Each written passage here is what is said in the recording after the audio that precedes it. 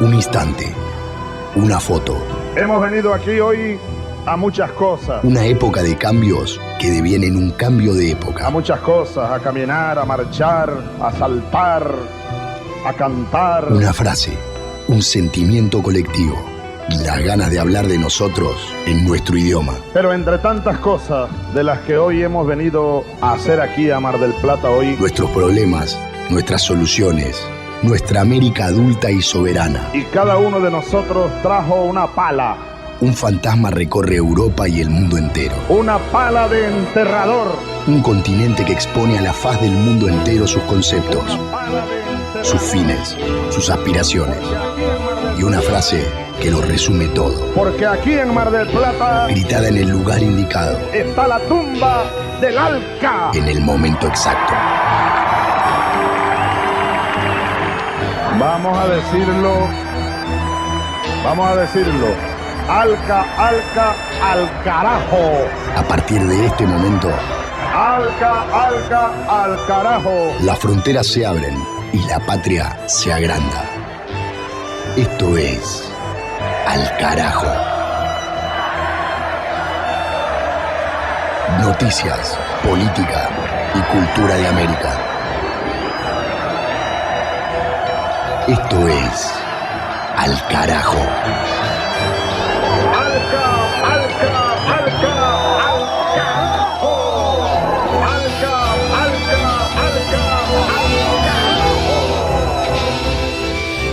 Será este que acá empieza el programa de la mala suerte para este ciclo de Al Carajo. Es el programa número 13 de esta temporada, de este ciclo de información política y noticias latinoamericanas, con Mavi Sosa en los contenidos culturales, Juan Francisco Martínez Pería en la sección de historia, los compañeros y compañeras de las radios comunitarias y campesinas de América Central y de Sudamérica, siempre en contacto con sus reportes, y con quien habla Pablo Daniel Obín en la conducción y producción. Este número de la mala fortuna, que es el 13, es parte quizás de una superstición extracontinental, pero en nuestras culturas del sur está el martes 13, el viernes 13, y leímos y vimos películas de terror, así que vale. Si me preguntan en este momento que estamos empezando, digo que no será el capítulo de la mala suerte el 13, porque ya hicimos otros programas número 13 en los años anteriores de Al Carajo y nada nos pasó, aunque esta vez estamos en el episodio 13 de la temporada 13 y nunca hicimos 13 del 13 o 13 de la 13, así que vamos a ver. Lo cierto, más allá de esta disquisición, con suerte o sin suerte, es que vamos a recorrer una vez más América Latina y el Caribe con las noticias, la política, las luchas sociales, populares, sindicales, estudiantiles, indígenas, de norte a sur y de este a oeste. Y vamos a empezar ya con los primeros titulares y a desarrollar en 60 minutos este encuentro radiofónico con compromiso latinoamericano. Vías de comunicación con este espacio, las más directas y sencillas y gratuitas a través de las redes sociales, Twitter, Facebook, Instagram, con el nombre del programa Al Carajo Radio.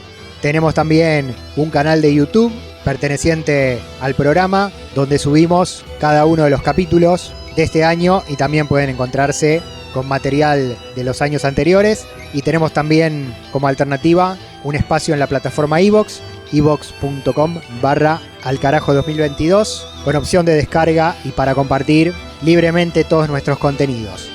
Al Carajo suena en distintos días de la semana y del fin de semana, en más de 50 radios del continente, emisoras comunitarias, alternativas, populares y radios públicas y universitarias de la República Argentina, de Bolivia, de Chile, de la República Oriental del Uruguay, que son nuestros parlantes y nuestras antenas transmisoras. Empezamos entonces la recorrida de esta manera, con las primeras noticias. Del Atlántico a los Andes, del cerro a la cordillera. Al Carajo. Las noticias de América.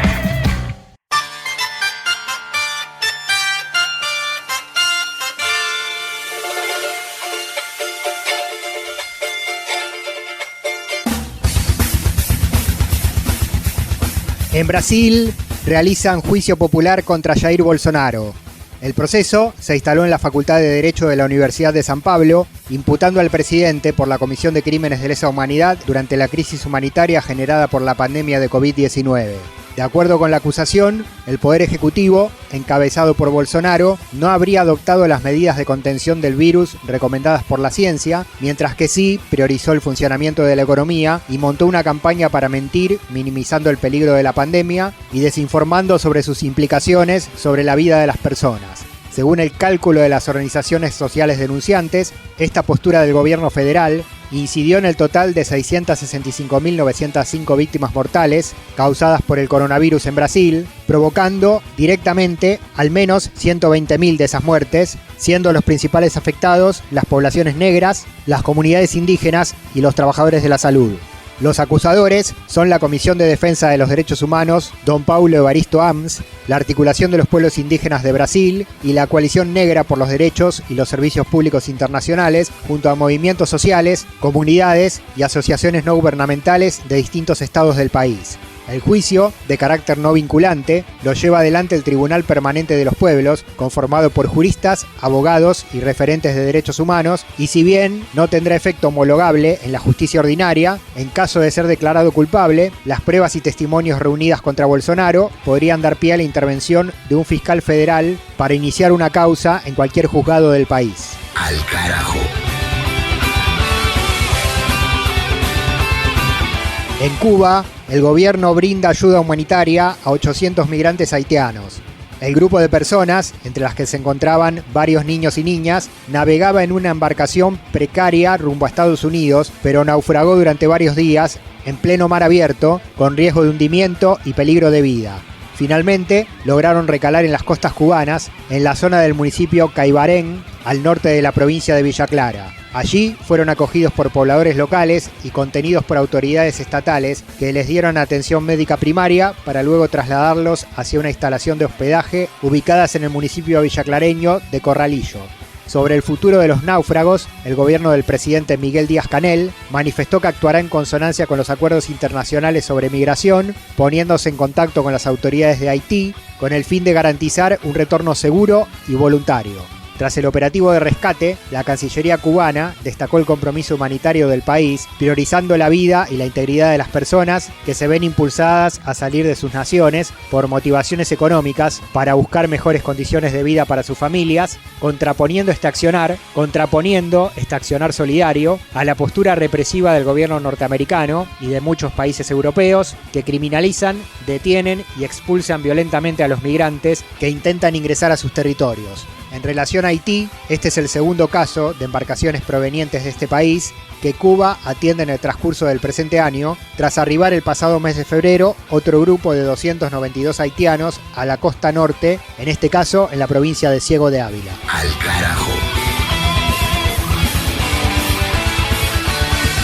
En Venezuela, Maduro denuncia ataques terroristas contra el sistema energético del país. El presidente bolivariano presentó informes sobre una serie de ataques y sabotajes en contra de los complejos refinadores y las centrales hidroeléctricas del Gurí. Los objetivos habrían sido las refinerías de Paraguaná y la destiladora El Palito, que son parte importante para la producción de combustible destinado a la generación de electricidad en un complejo que tiene la capacidad de aportar 47.000 gigavatios de energía a la red nacional. Maduro advirtió que lo que se busca con este tipo de acciones es hacerle daño a la vida económica, social y política, a la estabilidad y al funcionamiento de la nación. En su discurso, el mandatario acusó de esos planes a enemigos infiltrados y ocultos, apuntó contra la derecha salvaje, a la que calificó de vendepatria, y señaló directamente al presidente colombiano Iván Duque, a quien le imputa el financiamiento y la protección de grupos irregulares que operan en Venezuela, en coordinación con sectores de la oposición local, para intentar provocar mayores problemas a los ya ocasionados por el bloqueo y las sanciones unilaterales impuestas por Estados Unidos y sus aliados en contra del país. Para resistir este embate, el presidente venezolano puso en alerta al sistema de seguridad y convocó a la clase obrera, petrolera, eléctrica, a los referentes del poder popular y a los gobernadores y gobernadoras para tomar medidas y reforzar el funcionamiento seguro de los complejos refinadores para seguir produciendo cada día más, según el llamado de Maduro, para seguir recuperando plenamente los indicadores macroeconómicos y sociales. Al carajo.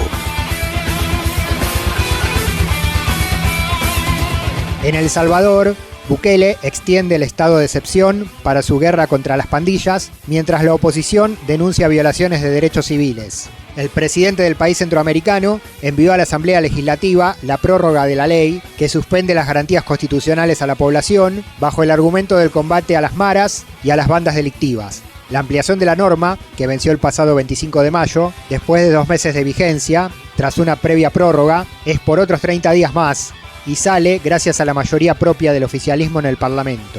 El pedido de Bukele se dio en medio de las críticas de constitucionalistas y abogados que afirman que el régimen solo puede prorrogarse una vez y pese a las múltiples alertas por posibles violaciones de derechos humanos por parte de las fuerzas de seguridad. Mientras el gobierno afirma que está desmembrando a las maras y a las pandillas delincuenciales con miles de detenciones, familiares de jóvenes apresados en los operativos policiales en barrios populares denuncian que son víctimas de violencia y arbitrariedades. Sobre ese punto, el Frente Farabundo Martí de Liberación Nacional, oposición de izquierda, advirtió que Bukele está llenando las cárceles de inocentes para inflar una estadística que justifique un supuesto éxito estatal en su anunciada guerra contra la delincuencia. Anabel Belloso, diputada del FMLN, denuncia esta situación. Y ha provocado que personas inocentes que nada tienen que ver con el crimen, que no tienen deudas con la justicia, sean capturadas, se les violenten sus derechos a ellos, a ellas y a sus familias. Vemos una crisis humanitaria incluso en estos días afuera de los centros penales que no es atendida de manera correcta. Claro que el crimen debe perseguirse, debe hacerse pagar a quienes cometen delitos, pero todo eso bajo un esquema planificado, bajo un esquema integral y no únicamente como el gobierno ahora lo pretende hacer, imponiendo regímenes de excepción que a la larga lo que provocan es una grave violación a los derechos. De norte a sur, de este a oeste. Al carajo. Un viaje por el continente. Primera escala musical ahora, después de los títulos País por País. La saludo a Mavi Sosa, que tiene la llave de la lista de reproducción de este programa. Hola Mavi. Hola Pablo, hola a toda la audiencia que nos acompaña en Al Carajo. En esta oportunidad escuchamos una de las voces femeninas más destacadas en los últimos tiempos en Colombia. Se trata de Marta Gómez, una cantautora que reúne los sonidos más modernos del folclore colombiano con una poética destacada y refinada. La artista, que está celebrando 20 años de carrera, editó ya 21 discos y compuso más de 180 canciones. En los últimos tiempos expresó que siente que en Colombia hay un despertar social.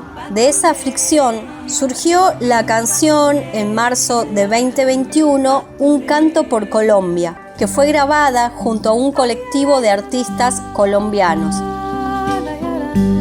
Escuchamos de Marta Gómez, Un canto por Colombia. Deja que te cuente, niña, déjame contarte una historia triste, niña, una historia de antes, donde todo es gris, mi alma, donde no hay colores, donde todo sangra y crecen los dolores.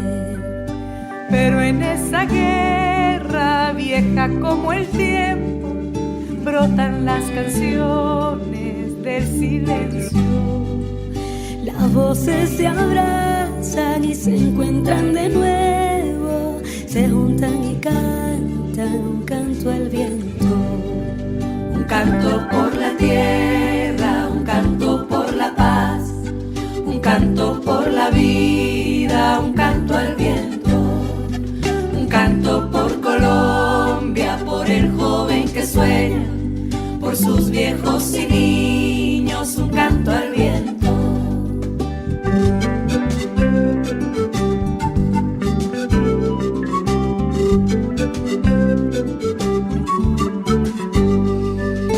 Deja que te cuente, niño, déjame contarte cómo los dolores vuelven casi igual que antes, donde aquí los niños vida crecen sin sus padres y las madres lloran por no poder abrazarles. Pero en esa guerra vieja como el hambre, la esperanza alumbra, el alma arde.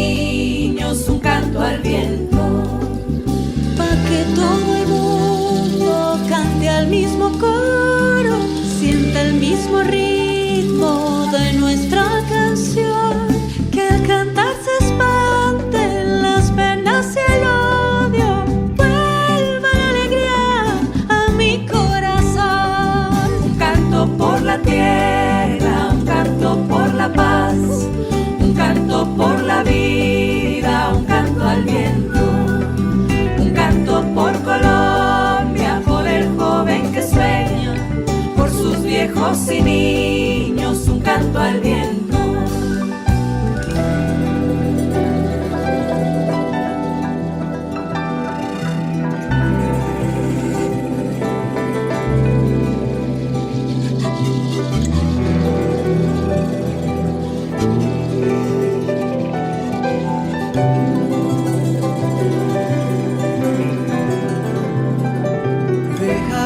Te cuente, madre, déjame contarte que hay miles de almas caminando por las calles, llevan en sus pasos fuerza y dignidad, siembran despertares en un canto al viento.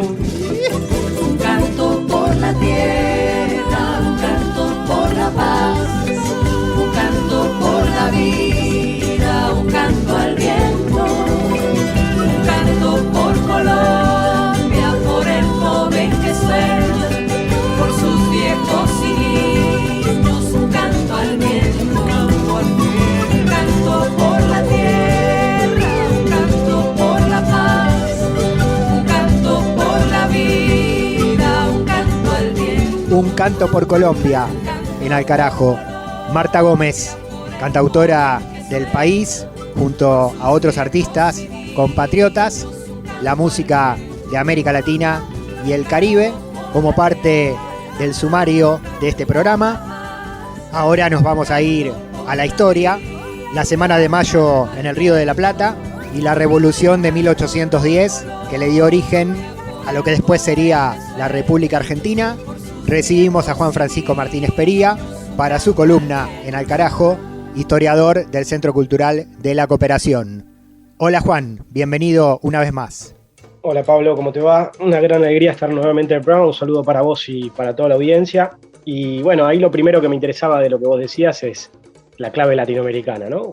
Vos fijate que interesante que en los últimos años felizmente ha habido una recuperación, ¿no? del rol de las mujeres en la historia en general, digamos, pero particularmente en la Revolución de Mayo y el proceso de independencia. Pero la cuestión de lo latinoamericano todavía está muy flojo, digamos, ¿no? Falta mucho y eso me parece que es algo que hay que recuperar. Porque no se puede entender el proceso de 1810 sin una mirada más amplia, ¿no? Sin una mirada latinoamericana. Acá uno de los problemas es que generalmente se habla del nacimiento de la Argentina, ¿no? Que, digo, metafóricamente está bien, podemos decirlo, pero hay un problema, digamos, un problema historiográfico, que historiográficamente eso está flojo, pero además hay un problema político. ¿Cuál es el problema político? Es que nos desconocemos, digamos, la vinculación con el resto de América Latina. Y eso me parece que es muy grave. Lo que ocurre en 1810, como ya lo vimos en otras columnas, no ocurre solamente en Buenos Aires, sino que empieza, digamos, en Caracas, después sigue en Cartagena, en Santa Fe de Bogotá, en Santiago de Chile y en distintos puntos de la región, y esto fue un proceso regional. Entonces, me parece que empezar por ahí, recuperando esta dimensión latinoamericana, es absolutamente clave, ¿no? Y clave para el día de hoy, porque obviamente depende cómo veamos el pasado, vemos también el presente y el futuro, y cuando tenemos estas celebraciones tan argentinocéntricas, etcétera, etcétera, que está bueno, digamos, obviamente, pero tiene sus bemoles ahí, como decíamos. También hay algo que es importante, que es que la fecha 1810 nosotros la tenemos tan marcada a fuego que creemos que ahí empezó todo como de cero, como que no hubo nada antes, ¿no? Y bueno, hay que recordar que antes hubo, digamos, movimientos revolucionarios que no tuvieron el mismo signo que el de 1810, pero que existieron y que fueron, yo te diría, más radicales en realidad, ¿no? Que fueron la revolución de Tupac Amaru, Tupac Katari, en los cuales participaron liderazgos femeninos, Micaela Bastidas y Martolina Sisa, que fue una gran revolución anticolonial, digamos, antirracista, con un gran protagonismo de los pueblos originarios, que terminó aplastada a sangre y fuego, ¿no? No es la misma revolución esa de 1781-1782 que la de 1810. Pero el problema, yo no estoy intentando decir que son las mismas, El problema es que enfocarnos tanto en 1810 a veces nos hace olvidar que antes hubo otros procesos, ¿no? Y después tenemos, por supuesto, de la que ya hemos hablado, no vamos a insistir tanto, que es la de Haití, ¿no? Que logra su independencia en 1804. Entonces, digo, hay que recordar eso para tener en cuenta ese contexto más amplio. Y un poco el 1810, recordar, ya lo dijimos en otra columna, que bueno, hay un proceso de crisis muy grande, ¿no? En el marco de la monarquía ibérica. El hecho de que el príncipe, después rey, Fernando VII, estuviera preso y que Napoleón invade con sus tropas, ¿no? Eso ocurre en 1808, pero a eso hay que sumarle, particularmente en Río de la Plata, hay que recordar las invasiones inglesas, ¿no? Las invasiones inglesas son una particularidad del caso porteño y el caso del Río de la Plata, que no es exactamente igual a lo que pasó en otros lugares. Y las invasiones inglesas fueron importantes por 2 o 3 motivos. Una, que fue un triunfo de las fuerzas patriotas. Segundo, que hubo una intensa participación popular en esas invasiones. Tercero, digamos que se organizaron milicias que desbordaban la lógica colonial. Y por último, digamos, es que van a derivar en el derrocamiento de un virrey. O sea, antes de 1810 tenemos en Buenos Aires el derrocamiento de un virrey y el nombramiento de un virrey de manera non santa, digamos, ¿no? De una manera no tradicional, que es el derrocamiento de Sobremonte. Sobremonte era el virrey que estaba en el marco de las invasiones inglesas, que el tipo cuando vienen las invasiones agarra y se fuga a Córdoba, que es una provincia del interior, con el tesoro, digamos, ¿no? Entonces ha quedado como un tipo que fue entre ladrón y temeroso, digamos, ¿no? Y el héroe de esas invasiones es Liniers, de la Reconquista, y Liniers pasa a ser electo, digamos, virrey, a través de un cabildo, lo cual no era la forma de elegir virreyes, ¿no? Entonces nosotros antes de 1810, en el Río de la Plata ya tenemos de alguna manera una cosa que está medio rara, ¿no? Y cierta desestructuración del orden colonial y cierta participación popular a través de las milicias. Ahora, en 1808, como ya dijimos en otra columna, empieza toda la crisis de la monarquía ibérica con la invasión napoleónica, y en 1808 ya aparecen una serie de intentos juntistas, ¿no? Y es importante particularmente el Virreinato de Río de la Plata, parte es Argentina, digamos. Hubo una junta que no logró, no cuajó, pero ocurrió también el 25 de mayo, en lo que actualmente es Bolivia, porque hubo un intento de junta en la que hubo también figuras que después fueron de lo que actualmente es la Argentina, como Monteagudo, ¿no? Que intentaron hacer una junta en Chuquisaca, lo que actualmente es Sucre, ¿no? Entonces, bueno, tenemos todo un acumulado, hay todo un intento de junta, y en 1810 tenemos el comienzo de las juntas. La primera que logra, como ya señalamos en otra columna, es la de Caracas, por eso el himno dice el ejemplo que Caracas dio, pero bueno, después tenemos esta junta en Buenos Aires y tenemos una serie de juntas que van surgiendo en el resto de la región. ¿Qué buscaban las juntas, Pablo? Esa es un poco la pregunta del millón, ¿no? ¿Qué nos han dicho generalmente que buscaban esas juntas? Y la independencia. La pregunta es si esas juntas realmente eran revolucionarias y eran emancipatorias de España, o eran parte de una interna de lo que mencionaste, de la decadencia de la propia monarquía española. Claro, esa es una pregunta que los historiadores se han hecho permanentemente. Nuestro relato tradicional es que eran juntas que querían la independencia, ¿no? Nosotros tenemos, una historia oficial, ¿no? Donde sobre todo hay una idea de participación de las élites, de Buenos Aires, ¿no? Varones, por supuesto. Todo eso se ha ido puesto en discusión, sobre todo la idea de la participación popular, la participación de las mujeres, y también esta idea de que las juntas querían la independencia. Esto es bastante complicado, no está claro. En todo caso, lo que podemos señalar es que había sectores que estaban, como vos decías, Pablo, en una interna, ¿no? Que querían mejores condiciones, ¿no? Mejores condiciones en términos de autogobierno, de libre comercio, y que había sectores que efectivamente querían la independencia, pero los que querían la independencia en general, en Río de la Plata por lo menos, calladito la boca, digamos, no lo decían muy explícitamente. Nosotros sí creo que podemos plantear que querían la independencia, porque muy rápidamente lo van a decir, pero inicialmente no. El discurso que articulan las juntas es el de la defensa de los derechos de Fernando VII. Y recordemos que toda esta cuestión de las juntas surge de España. En España, inicialmente, en 1808, cuando invade Francia, hay toda una serie de juntas. Esas juntas después derivan en una junta central, pero esa junta central en un momento se disuelve, y en 1810 surge un consejo de regencia que era muy ilegítimo, muy ilegítimo, y además España estaba casi totalmente dominada, y ahí es cuando finalmente eclosionan este movimiento juntista en América y logra consolidarse. ¿Qué buscaban? Bueno, como decimos, se discute. Yo soy de la interpretación, Pablo, de que había sectores en disputa, ¿no? Y esta es la otra cosa que a mí me parece muy importante, que es que las celebraciones de 1810 muchas veces pareciera que iban todo de la mano, que estaban todos contentos, o sea, no se subraya mucho el conflicto, y yo diría que no era así, digamos, que hubo mucho conflicto, que rápidamente surgieron muchos conflictos en torno a cuál era el proyecto, lo cual, Pablo, es parte de cualquier revolución, digamos, ¿no? En toda revolución, en realidad, siempre hay proyectos en disputa, y básicamente nosotros tenemos los que eran más moderados, los que no querían cambio social, los que no estaban muy convencidos en términos de hacer, digamos, un proyecto revolucionario de verdad, y aquellos que sí. En el caso de Mayo, caso de lo que después fue la Argentina, históricamente se ha hablado inicialmente de dos grupos, ¿no? Del grupo saavedrista y el grupo morenista. Saavedra era el presidente, Cornelio Saavedra era el presidente de la Junta y era el líder de las milicias de los patricios, y Mariano Moreno era el secretario, era un intelectual, había estudiado en la Universidad de Chuquisaca, era muy crítico del orden colonial, y quien va a hegemonizar inicialmente ese grupo de Moreno, digamos, ¿no? Intentando expandir la revolución de forma violenta, muy violenta, ¿no? Sobre todo a Paraguay, pero fundamentalmente a el Alto Perú, lo que actualmente es Bolivia, intentando llevar adelante una revolución radical ahí de la mano de Castelli, digamos, ¿no? Este grupo morenista, que de alguna manera expresa ideas más radicalizadas, va a terminar siendo derrotado a fines de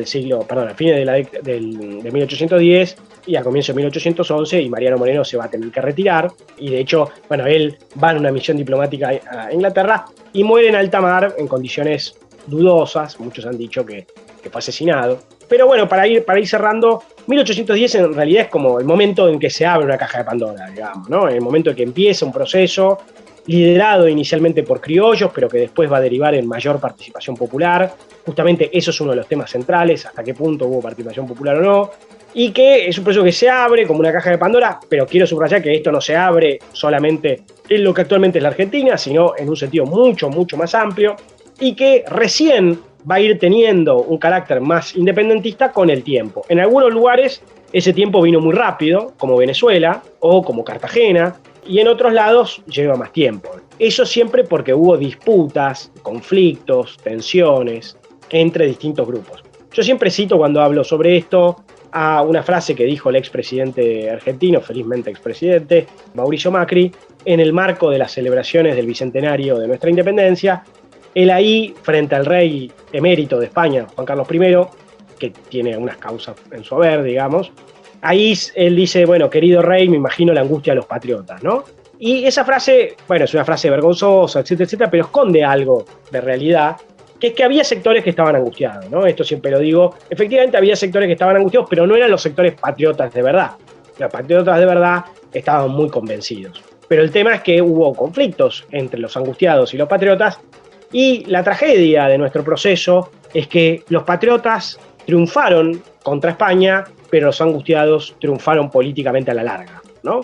Y por eso, como ya sabemos, figuras como Bolívar, San Martín, terminaron exiliados o queriendo exiliarse, Sucre terminó asesinado, Monteagudo terminó asesinado, Artigas terminó exiliado, y tantos otros que, a pesar de haber derrotado a España, o casi haber derrotado a España, terminaron, digamos, sufriendo el escarnio de sus propias élites, digamos, ¿no? Justamente muchos historiadores han planteado que estos sectores revolucionarios, los más revolucionarios y los más latinoamericanistas, no tenían atrás una élite que los acompañara, ¿no? No tenían una élite que pensara en términos latinoamericanos, que pensara en términos verdaderamente de independencia, y entonces ese proyecto va a terminar quedando trunco. Esa frase de Macri, más que su ignorancia, como se pensó en un momento y hubo muchas burlas y muchos memes, marca una posición política bien clara, ¿no? Y marca también, nos demuestra que la batalla que se sigue dando hoy, eso a lo que le llaman grieta, es parte de aquel mismo proceso, ¿no? Entre las élites y los sectores populares, bueno, que hoy están representadas por determinados dirigentes políticos en el continente. Juan, como siempre te voy a pedir libros, bibliografía, pero también un apartado para los pueblos originarios. ¿Qué lugar en la Revolución de Mayo tuvieron los pueblos originarios o pensó esa revolución para los habitantes preexistentes de la región? Bueno, los pueblos originarios en América Latina en general tuvieron una relación compleja con la independencia, con el proceso que se abre en 1810, en América Latina en general. Quiero decir, no es que hay una relación de total participación o de de pleno compromiso con ese proceso, muchas veces fueron excluidos de ese proceso, muchas veces estuvieron en contra de ese proceso. Particularmente en el caso del Río de la Plata, Mariano Moreno, que había estudiado en Chuquisaca, había escrito una tesis criticando, digamos, la conquista, la forma en que estaban colonizados los pueblos originarios, con una influencia muy fuerte de Bartolomé Las Casas, ¿no? Una gran figura de la historia española y latinoamericana, un gran crítico de la conquista. Entonces, una de las cosas que hace, digamos, Mariano Moreno es enviar a Castelli con una proclama y una política de emancipación de los pueblos originarios, ¿no? Cosa que finalmente quedó trunca, pero, digamos, uno no podría pensar la Revolución de 1810 como algo protagonizado en líneas generales por los pueblos originarios, salvo algunos casos, como el caso de México, digamos, ¿no? Donde en México efectivamente hubo una revolución con un gran protagonismo de pueblos originarios, pero en el caso de América, del resto de la región, en general fue una relación compleja. Compleja quiere decir, a veces participación y a veces no, y a veces directamente hicieron la suya. Paradójicamente y lamentablemente, muchos de los pueblos originarios terminaron estando peor después de la independencia que antes, ¿no? Y sobre todo a la larga terminaron muchos aniquilados, ¿no? Porque justamente estas élites fueron después por sus tierras, por sus vidas y por su trabajo, ¿no? Entonces ahí se da una relación compleja, ¿no? Obviamente eso es con el diario del lunes, que eso no es inmediato. En el caso de 1810 del Río de la Plata, efectivamente Moreno tuvo una política muy favorable y muy positiva. Bien. Libros. Bueno, tenemos algunos libros, hay mucho por supuesto, algunas cosas para recomendar. Hay un clásico de Norberto Galasso que se llama La Revolución de Mayo, el pueblo quiere saber de qué se trata. Hay un libro muy interesante de Ascuy Ameguino, Eduardo Ascuy Ameguino, un libro sobre Artigas, historia de Artigas y la independencia argentina. Artigas fue uno de los grandes líderes del aspecto más popular de la revolución. Artigas, uno de sus lugartenientes, a quien adopta Andresito Artigas, un indio guaraní, ¿no? Y ahí hay una gran participación de los pueblos originarios también, pero eso es posterior, no es justo 1810, pero ahí hay efectivamente también una gran participación. Artigas es una gran figura, y con esto de la dimensión latinoamericana es un papelón que la Argentina no haya. Felizmente ahora hay nuevos billetes, ¿no? Pero deberíamos tener un billete de Artigas, deberíamos tener un billete de Bolívar. Todos los países deberían tener una dimensión latinoamericana en sus billetes. Después, para la dimensión de género, mujeres en la sociedad argentina, de Dora Barranco, su libro muy interesante. Y para la dimensión racial, Negros de la Patria, de Mayo y Telesca. Y ya para terminar, un gran libro de Gabriel Di Meglio, un colega que actualmente es director del Museo Histórico Nacional, que se llama Viva el Bajo Pueblo, donde él analiza la participación popular a partir de las invasiones inglesas. Un gran libro que vale mucho la pena leer. Bien. Juan Francisco Martínez Pería y la historia en Alcarajo, Revolución de Mayo. Juan, muchas gracias como siempre. Un gran abrazo, Pablo, nos estamos viendo la semana que viene y un saludo para toda la audiencia. Alcarajo sigue recorriendo América Latina y el Caribe un rato más. Alcarajo. Una crónica de la región. Alcarajo. Identidad, música y cultura de América Rebelde.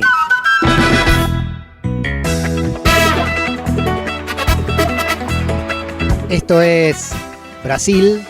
Aterrizamos ahora en esta región de Sudamérica. Música de Paulo de Bello para la hora de comer en Alcarajo. Brasil nos espera hoy para convidarnos esta delicia llamada pão de queijo, que se consume en casi todo ese país. Es un pan pequeño hecho a base de harina de mandioca y queso. La historia del pão de queijo se mezcla con el llamado ciclo de oro en Minas Gerais. Se identifica ese lugar, Minas Gerais, como el lugar de origen de esta preparación. Según algunos registros históricos, la receta nació en el siglo XVIII, una época en que la harina de trigo disponible era de muy mala calidad, y en su lugar se utilizaba la harina de mandioca que traían los portugueses. A la receta se le añadían restos de queso que se había endurecido, huevos y leche. En ese momento había una gran expansión de la ganadería, entonces eran ingredientes de fácil acceso. La masa se enrollaba y se horneaba. Esto sería lo que iniciaría la historia del pão de queijo. Otra versión del origen de la receta menciona el periodo de la esclavitud, cuando la mezcla de huevos y leche que habían heredado de los portugueses se asociaba con la mandioca, base de la alimentación indígena. Si bien este manjar fue creado en Minas Gerais, la popularización del pauzinho fue entre la década de 1950 y 1960, cuando se comenzó a difundir la receta y a vender en todos los estados. Les cuento cómo se hace, cómo se prepara el pão de queijo. Poner en una olla pequeña 350 centímetros cúbicos de leche, 100 centímetros cúbicos de aceite y 50 gramos de manteca. Cocinar a fuego medio. Agregar una cucharadita de sal y retirar del fuego apenas rompe hervor. En un bol, preparar 500 gramos de harina de tapioca o harina de mandioca y verter de a poco esta preparación de la leche con la manteca y el aceite mientras se mezcla en forma enérgica. Luego agregar de a uno 2 huevos y 250 gramos de queso parmesano o cualquier queso semiduro rallado. Amasar bien. Una vez que la masa está lista y suave, separar en pequeñas bolitas, colocar en una asadera y llevar al horno a 190 grados durante 25 y 30 minutos. Listo el pão de queijo. Eu quero pão de queijo com café. Eu quero pão de queijo com café. Eu quero pão de queijo com café. Eu quero pão de queijo com café. Eu quero pão de queijo com café. Eu quero pão de queijo com café. Eu quero pão de queijo com café. Y del pão de queijo con café de Brasil, volvemos a la información en Al Carajo. Enlace de radios ahora, con las noticias directamente desde los territorios. Desde Radio Santa Cruz de Bolivia tenemos a Nils Vázquez Toro con la cobertura del Foro de Agroecología para la construcción de la soberanía alimentaria, realizado con participantes y organizaciones de distintos países. El Foro de la Agroecología, Gobernanza Territorial para el Buen Vivir, con la participación de países como Colombia, Ecuador, Perú y el anfitrión Bolivia, para poner en debate temáticas relacionadas con la agroecología y la soberanía alimentaria desde las dimensiones de la gobernanza territorial, las autonomías indígenas, resistencia desde los territorios indígenas frente a los extractivismos y las tecnologías e innovación para una producción sana sin agrotóxicos, se desarrolló ayer martes aquí en la ciudad de Santa Cruz de la Sierra. Fue enriquecedor escuchar a los expositores las coincidencias en muchos temas relacionados a la agroecología o las amenazas a sus territorios por los cultivos convencionales o transgénicos, como es el caso del representante de Cusco, Perú, Lino Quintanilla, de la ONG Centro Bartolomé de las Casas, quien nos habla de cultivos de moda.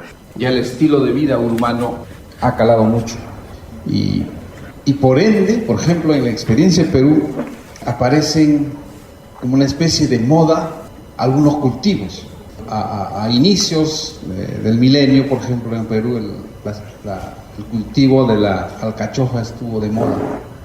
También el experto en procesos autonómicos, defensa y derechos de los pueblos indígenas, recursos naturales, Sica Charagua, el sociólogo Miguel Suárez, se refiere al vivir bien, sobre todo relacionado a la cultura guaraní. El vivir bien tiene que ver y tiene relación directa con la felicidad, pero esa felicidad que hace parte de todo el entorno que rodea al ser humano, ya sea animal, ¿no? Ya sea planta, seres humanos y todo lo que conlleva al entorno en que se rodea, desarrolla todas sus actividades, interactúan entre ellos, pero sobre todo el tiempo sonríen y están viviendo bien.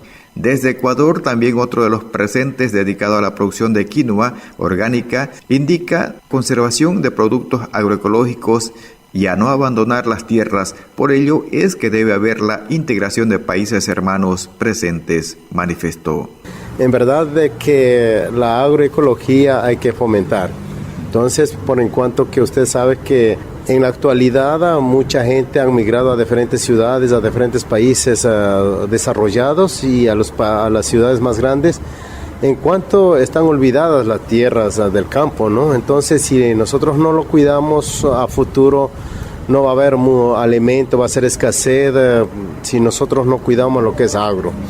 María Clara Rivera Laverti, desde el Valle del Cauca de Colombia, mostró su preocupación ante la expansión de la siembra de la caña de azúcar, perjudicando de alguna manera a los campesinos de la zona, que se ven obligados a vender sus tierras porque se sienten acorralados, manifestó.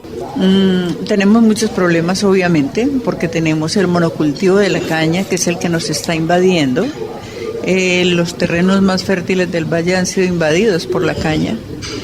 Entonces esto ha sido también una lucha de los campesinos para tratar de trabajar sus tierras, de que no haya desplazamiento, bueno, todos estos problemas que nos trae toda esta agroindustria. ¿Serían despojados sus tierras?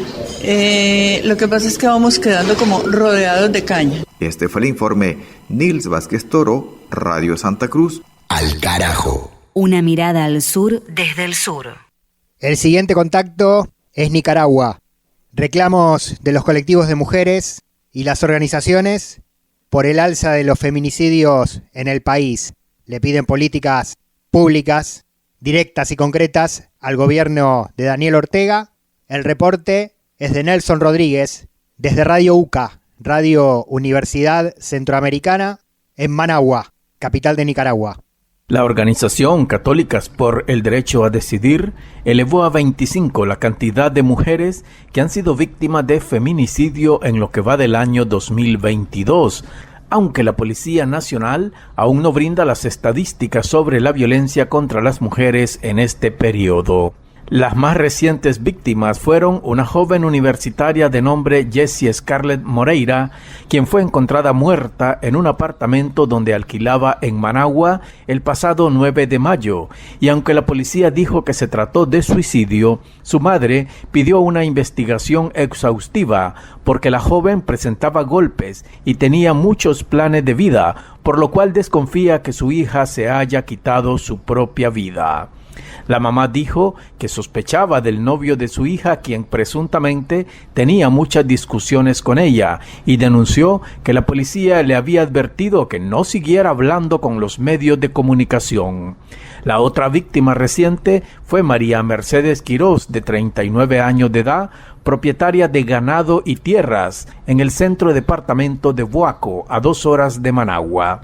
En este caso, la policía capturó a un sujeto de 25 años de edad, presentado como el sospechoso del crimen, el cual está vinculado, según la policía, a un conflicto de propiedad.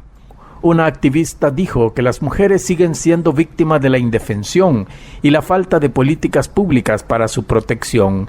Pidió a las autoridades atender las denuncias de las víctimas antes que ocurran los feminicidios.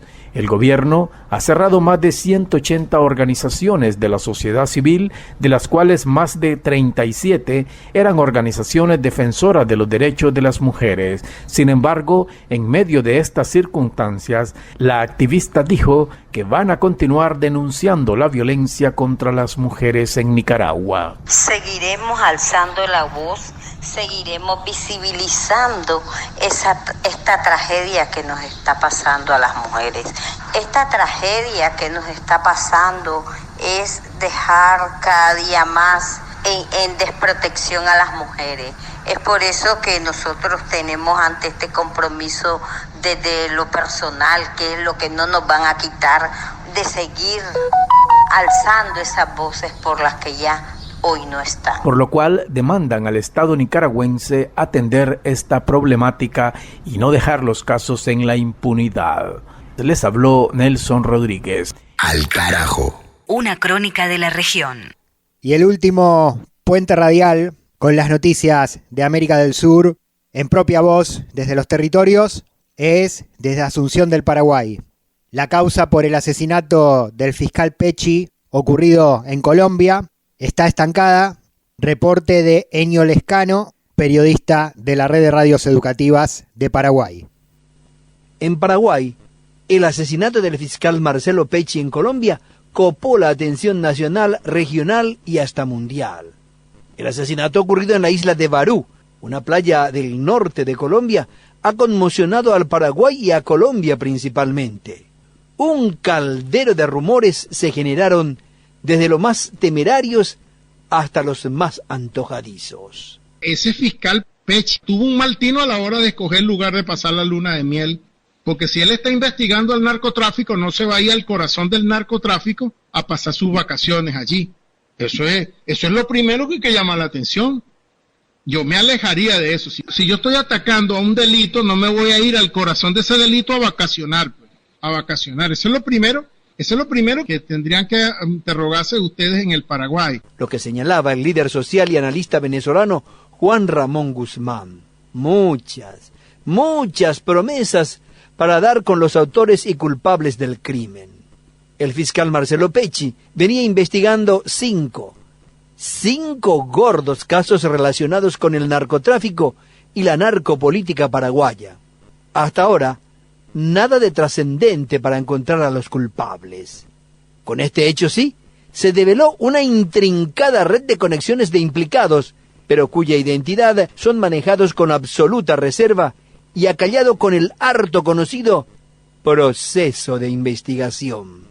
Hasta la mismísima viuda guarda un hermético silencio sobre lo acaecido en la norteña playa colombiana. Federico González, ministro del Interior del Paraguay, fue el encargado de brindar detalles durante una conferencia de prensa sobre el fallecimiento del fiscal Marcelo Pecci. Se sigue trabajando con en líneas investigativas ya más concretas, más específicas, y oportunamente creo que muy pronto van a haber novedades y vamos a poder estar informando a todos ustedes y a la sociedad lo que ha sucedido. Se está bastante avanzado en ese proceso. De un hecho luctuoso saltamos a otro no menos trágico. El intendente de la ciudad de Pedro Juan Caballero, ciudad ubicada casi a 370 kilómetros al norte de la capital, Juan Carlos Acevedo, fue ultimado en plena calle y a la luz del día. Antes ya había sido asesinada la hija de su hermano. También su hermano parlamentario, expresidente del Congreso Nacional, Robert Acevedo, quien saliera ileso de varios atentados en la misma ciudad, no sucumbió ante los atentados, pero sí lo hizo a raíz del COVID-19 el año pasado. El gobernador de ese departamento era hermano del intendente fallecido. Totalmente fuera de sí, espetó al ministro del Interior que se fuera de la zona, pues nada resuelve. Federico González, ministro del Interior del Paraguay, otra vez intentando hacernos probar el dulcito de la rígida investigación. Ante todo, una vez más les digo que personalmente y todo el gobierno nacional respeta profundamente la situación tan difícil que está viviendo la Acevedo. Los acompañamos en este momento, los apoyamos total y plenamente, y en ese sentido habrán visto, han habido operativos en la mañana de hoy, ya desde temprano, y continúan tanto en Pedro Juan Caballero como en la ciudad de Asunción. Han habido allanamientos, se tienen algunos datos, alguna información, y se está avanzando sobre eso, específicamente sobre el arma utilizada y la conexión que eso pueda tener con casos anteriores, y sobre esa base continuar. Pero, así como van las investigaciones de ambos casos, el del fiscal Pecci y el del intendente Acevedo, a paso de tortuga, todo tiende a concluir en el opareí, término vernáculo guaraní para denominar a los hechos que no llegarán a culminar. A fines del mes de abril, llegaba campantemente la exdiputada Cintia Tarragó, quien fuera juzgada y sentenciada en los Estados Unidos. Elio Lescano a través de la Red de Radios Educativas del Paraguay. Ni tratados de libre expoliación, ni tratados como incapaces. Al carajo. Pasaje de Rosario Tijeras, la literatura latinoamericana, en Al carajo. 13. Desde la ventana del hospital, Medellín se ve como un pesebre. Diminutas luces, enquistadas en la montaña, titilan como estrellas. Ya no queda ningún espacio negro en la cordillera, forrada de luces desde abajo hasta la ceja. Tacita de plata, brilla como nunca. Los edificios iluminados le dan la apariencia de tinglado cosmopolita, un aire de grandeza que nos hace pensar que ya hemos vencido el subdesarrollo. El metro la cruza por el medio y la primera vez que lo vimos deslizarse, creíamos que finalmente habíamos salido de pobres. ¿Cómo se ve de bonita desde aquí?, decíamos todos los que la contemplábamos. A 5 minutos en carro y por donde uno quisiera encontraba una arrolladora panorámica de la ciudad y ver su resplandor alumbrando la cara de Rosario, perpleja ante el pesebre, nos hacía sentir agradecidos, como los invasores de las montañas.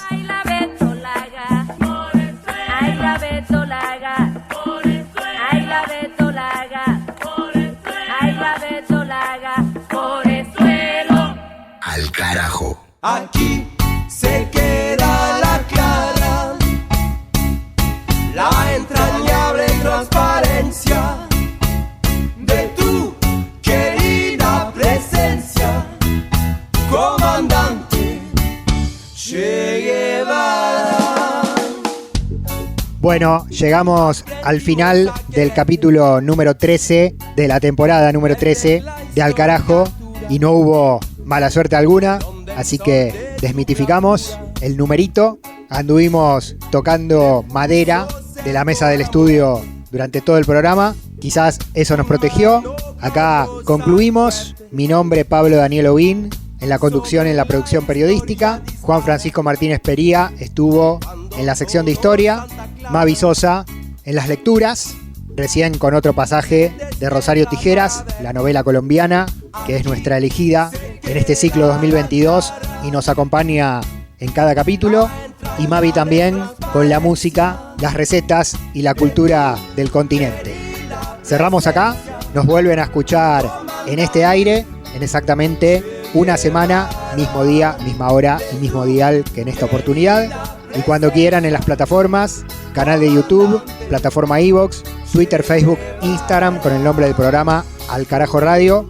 Por esas vías vamos compartiendo todo el material. Concluimos por esta vez. Nos encontramos en nuestro próximo episodio para seguir recorriendo la patria grande. Hasta entonces. Alca, alca, alca, alca, carajo. Vienes quemando la brisa, comandante, con soles de primavera, comandante, para plantar la bandera, comandante, con la luz de tu sonrisa, tu amor revolucionario te conduce a nueva empresa, donde espera la firmeza de tu brazo libertario. Aquí se queda la clara, la entrañable transparencia de tu querida presencia, comandante Che Guevara, de tu querida presencia, comandante Che Guevara.